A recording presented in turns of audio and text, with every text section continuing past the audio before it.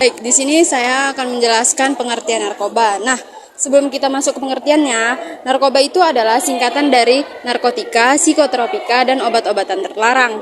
Nah, istilah lain dari narkoba itu sendiri adalah nafzah. Jadi, narkoba itu adalah obat-obatan terlarang yang dapat merusak tubuh manusia ataupun seseorang dan menimbulkan hilangnya ingatan serta kematian.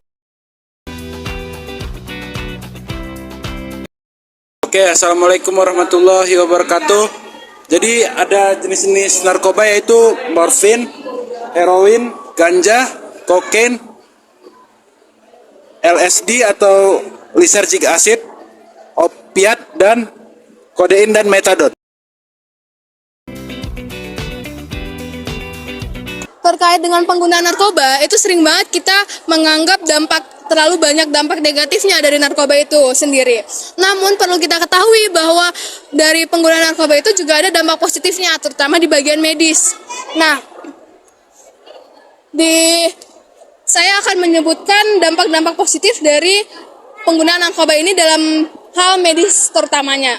Yang pertama itu adalah mengurangi rasa sakit kronis dengan morfin. Nah, terutama untuk kanker-kanker parah yang rasa sakitnya itu sangat parah.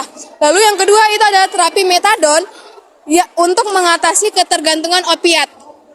Lalu yang ketiga itu ada anestesi aman untuk mengatasi anestesi aman dengan propofol. Nah, ini tuh biasanya sering dipakai buat operasi-operasi karena dia dapat memberikan efek kesembuhan yang lebih cepat.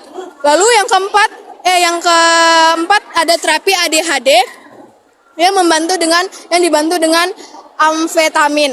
Dan yang terakhir itu ada potensi marijuana dalam perawatan paliatif. Namun marijuana ini masih banyak kontroversialnya karena di Indonesia juga masih belum digunakan.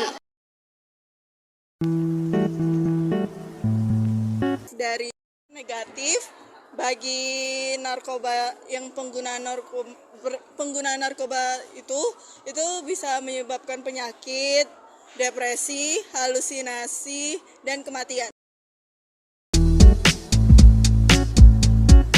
Selamat siang semuanya, perkenalkan nama saya Josi Mutiang dan di sini saya akan menjelaskan pencegahan narkoba pada 4 aspek yaitu individu, keluarga, masyarakat, dan pemerintah.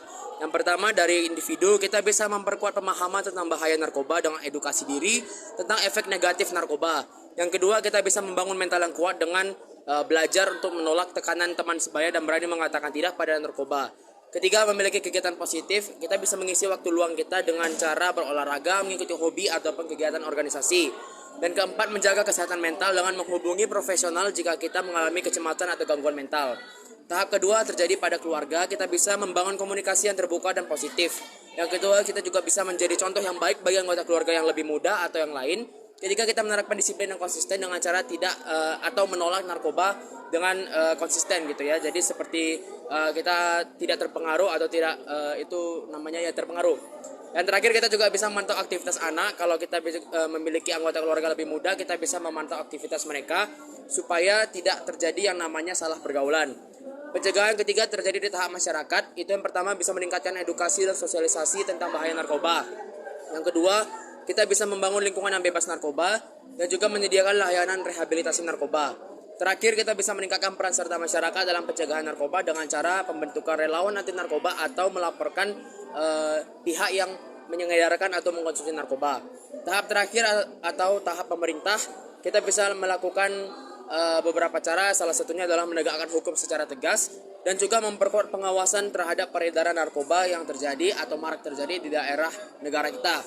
Jadi sekian ada 4 tahapan dalam pencegahan narkoba atau pencegahan konsumsi narkoba dalam tahap individu, keluarga, dan juga masyarakat serta negara atau pemerintah. Sekian dan terima kasih.